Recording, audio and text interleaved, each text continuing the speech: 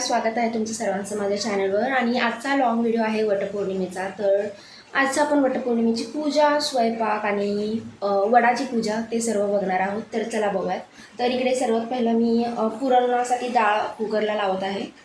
तर इकडे पुरणासाठी मी डाळ स्वच्छ धुवून भिजू घातलेली होती, थोडा वेळच भिजत ठेवलेली होती। त्यानंतर इकडे मी लगेच डाळ कुकरला चढवली पुरणासाठी। त्यानंतर आज पौर्णिमा होती, त्यामुळे पहिला इकडे म्हणलं की स्वयंपाक करायच्या अगोदर गॅसची पूजा करून घ्यावी, कारण की पौर्णिमेला वगैरे गॅसची पूजा करणं शुभ असतं, कारण की आपण ह्याच्यावर आपलं अन्न शिजवतो आणि त्यामुळे ह्याचा देखील आदर करायला पाहिजे। मला खूप छान वाटते की कसं आपण मुली ह्या सगळ्या गोष्टी शिकतो ना। म्हणजे मला तर पर्सनली या गोष्टी कोणी सांगितल्या नाहीत किंवा शिकवल्या नाहीत, पण जेव्हा जसं हळूहळू संसारात पडले एक एक गोष्टी शिकत गेले आणि आता हे सर्व करायला खूप छान वाटतं। तर इकडे कुकरला पहिला डाळ लावलेली होती, डाळ शिजली। त्यानंतर इकडे भाताला ठेवलं, पटकन चहा बनवून घेतला।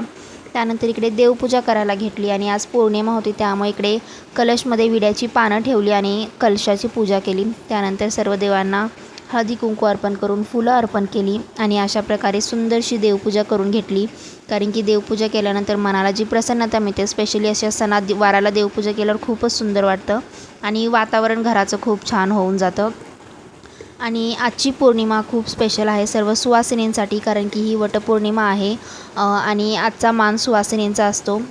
तर इकडे देवपूजा झाल्यानंतर मी उंबरठा पूजन देखील करून घेतलं।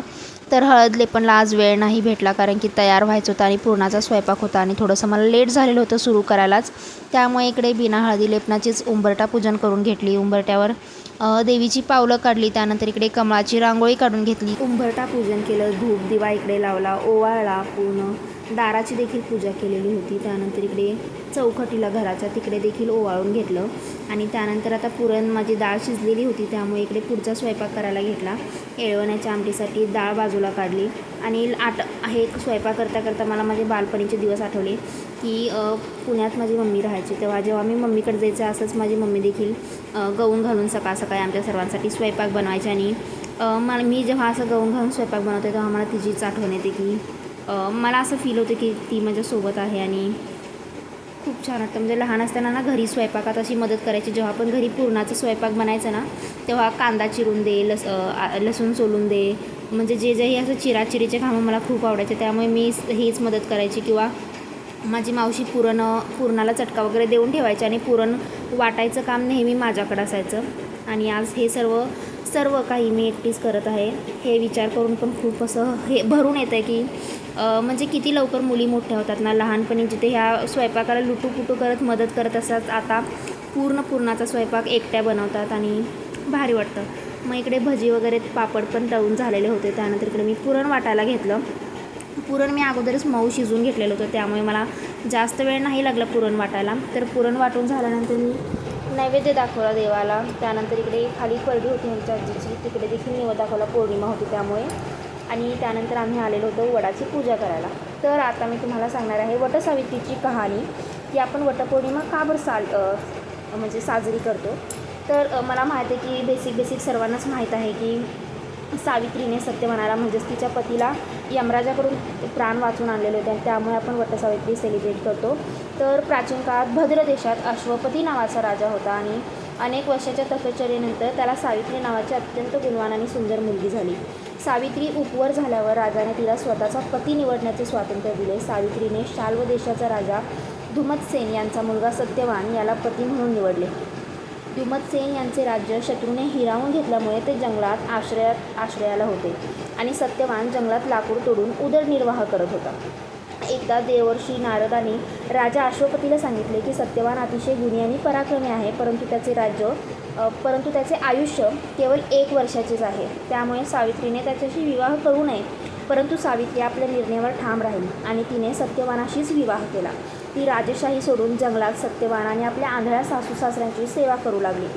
नारदांनी सांगितलेला 1 वर्षाचा काळ पूर्ण होत आला होता। ज्या दिवशी सत्यवानाचा मृत्यू होणार होता त्या दिवशी सावित्रीही त्याच्यासोबत जंगलात गेली। लाकडे तोडत असताना अचानक सत्यवानाच्या डोक्यात वेदना होऊ लागल्या आणि तो बेशुद्ध होऊन जमिनीवर पडला। काही वेळाने तिथे यमराज आले आणि त्यांनी सत्यवानाचे प्राण शरीरापासून वेगळे केले।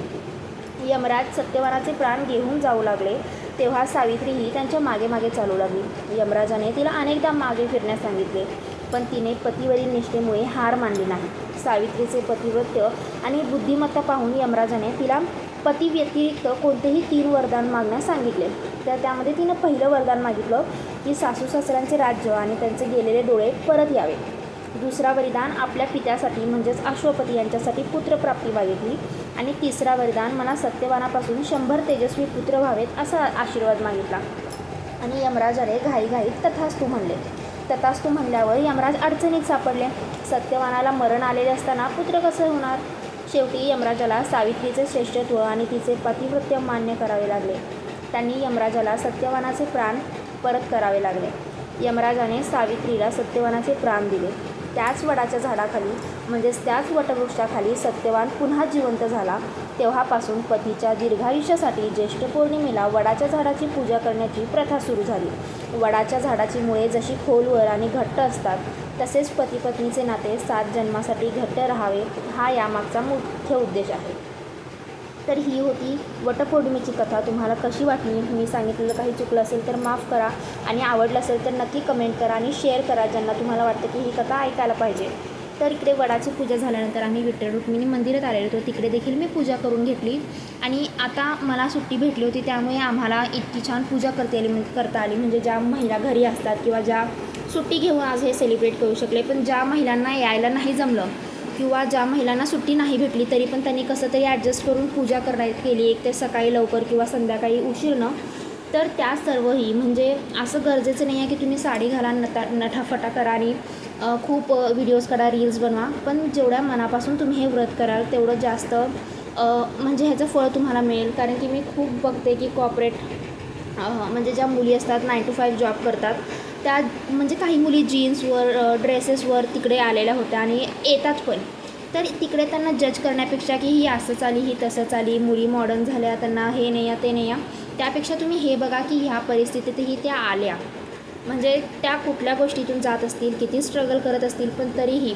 आणि ज्या मुली स्ट्रगल करतात म्हणजे जॉबला जात आहेत तर ते त्यांच्या पतीची मदतच करतात एका पद्धतीने. आजची सावित्री वडाच्या झाडाखाली दिसेल किंवा न दिसेल पण कॉम्प्युटर स्क्रीनसमोर नक्की दिसेल. ती फळे पूजन नवऱ्याचं आयुष्य मागत नाही, ती त्याच्यासोबत खंबीरपणे उभे राहून त्याचं आयुष्य बनवते. तिला यम भेटत नाही पण बँकेचं कर्ज, मुलांचं शिक्षण आणि सासूचा मेडिकल रिपोर्ट या सगळ्या यमारूपाशी तिचा रोज आजची सावित्री काळावर नाही परिस्थितीवर मात करते. कधी कधी थकलेली पण कधीही हार न मानणारी.